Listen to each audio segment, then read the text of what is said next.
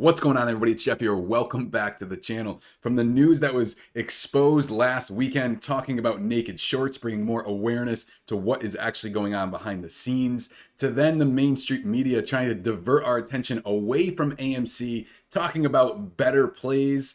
Then you've got Adam Aaron telling us that the shareholder count has increased since March and we own even a higher percentage of the float. To then Thursday's insane manipulation. Guys, I really want to talk to you about why AMC stock is the number one play. I know I've talked a lot about AMC stock, but I've never really given you guys to take you into the mindset of what these guys were thinking when they decided to short this stock. And that's exactly what I'm going to do. So first and foremost, guys, I want to bring to your attention, when a hedge fund chooses to short a stock, especially like AMC, they have one goal in mind. The same thing that happened with Toys R Us, Sears, and Pier 1 Imports. When they take out a short position and the company files for bankruptcy, they never have to buy any shares back. If you don't understand that picture, if you borrow money from somebody and they don't have a successor and they die, you never have to pay them back. So when COVID-19 hit, the pandemic was in full blast and the shutdowns were live, they saw AMC not only as a good play to short like other stocks, they saw it as an absolute home run. And I'm going to break down for you guys why. AMC, one, was already in debt. Movie theaters were already struggling. Their revenue was going to go to zero. They can't sell items at the door. They can't sell items online. You got to think AMC doesn't, produce these movies, like, and to be able to convert a streaming service like Disney does, for their movies, okay, their revenue was going to go to zero and it was going to stay at zero for a long period of time. Couple that with, okay, they don't have little 1,200 square foot stores in strip malls where their rent ranges anywhere from 1,000 to maybe 10,000 bucks a month. They have massive facilities with high rents on them, okay, in some of the most pristine locations throughout the world. On top of that, the utilities alone, just to heat these buildings through through the winter months that they were kind of still in some areas, being in mid-March, okay, to what was going to happen throughout the rest of the entire year, okay, just made their exposure so much greater, okay.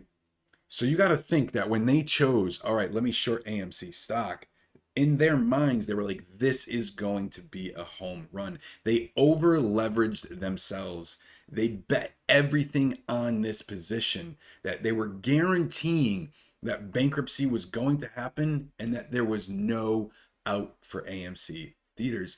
If you think about like a couple ones I mentioned before, think about other retails. They've tried to do this with Macy's. However, Macy's has been very good at trying to shift their business away from the storefront retail only into somewhat of an e-commerce store. You look at Sears that already struggled with debt when their new CEO came on. All right, they have these massive department stores. They're not able to adapt with times. You look at what happened with Toys R Us, very similar situation. These were plays, okay, that they came up with, that they found and they executed. And once you're able to achieve some of this with retail, they got bolder, they got bigger, and when they saw AMC when the pandemic hit, that was the home run. There was no chance that they could ever get out of it. Okay, so we've been following this stock since January. Okay, I've been invested in it. I've been through many ups and downs. I know a lot of you guys who've been watching this have been rocking with me. All right, and this is all a part of the play. All right, they're hoping that this stock can rise up enough to where we did hit that intraday pre-market high of $77, be able to hit that sell-off. It'll fall back down to that $6, $7, $8 level, and they'll be able to maybe exit their positions, okay, because their mindset has changed. AMC has raised enough capital to be able to withstand a longer period of time, so that driving it into bankruptcy is not on their forefront anymore. They've already lost that.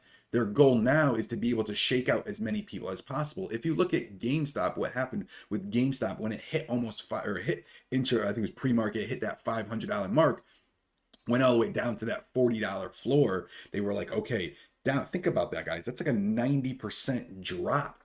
All right. They dropped 90%. They're like, all right, you know what? We're going to lose some of its steam. That's fine. And we'll be able to exit our positions because their plays did not play out. All right. GameStop is starting to shift more of an e-commerce, okay, store and so forth. Their plays did not play out, but they're hoping to be able to get out with a minimal loss as possible because the interest that they pay on their loans, okay, the interest that they pay on the shares that they hold is far less than, their losses. It's like the same thing with us. Think about us when it comes to margin. I know sometimes if I see a really, really, really good play that I don't either have cash on hand right now to be able to invest in, or I don't want to sell another security, I'll dip into margin because I pay 7.5% a year for that's what I pay for margin, 7.5% a year when I'm looking at a play that could potentially be a 40% run up in 3 weeks. It's a no-brainer to be able to dip into it. So that's exactly what they're doing. But if you can see, guys, and I even will dip over to the charts really quickly, we are seeing this $42, $43 level as a very, very strong level of support. This is not a play that is going to turn down. This is not a play, okay, that is, oh, it's already over. And I know some hype gets lost, okay, because I watched it, especially yesterday when it dipped all the way down to, I think it was like 39, 38 bucks at, touched 39, 38 bucks at some point. It gets difficult. A lot of us that were able to, even if you were able to afford 1,000 shares, okay, I know some of you guys have less, but even if you're able to afford 1,000 shares and you're seeing the price drop, $10, $20, that's can be a lot of money. And that's a lot of emotions that handle with it. But in no shape is this over. They're trying to completely restructure what the hell they're doing because what they banked on, okay, is not going to happen. We've talked about the manipulation. You guys already know about all of the shady crap that they do to be able to get their ways by basically saying, manipulating anything they can, talking bad about theaters. I mean, you wouldn't be surprised if you start seeing, rumors about, something found in the popcorn in AMC theaters just to shake the shareholders out because that helps them, and that's exactly what they do.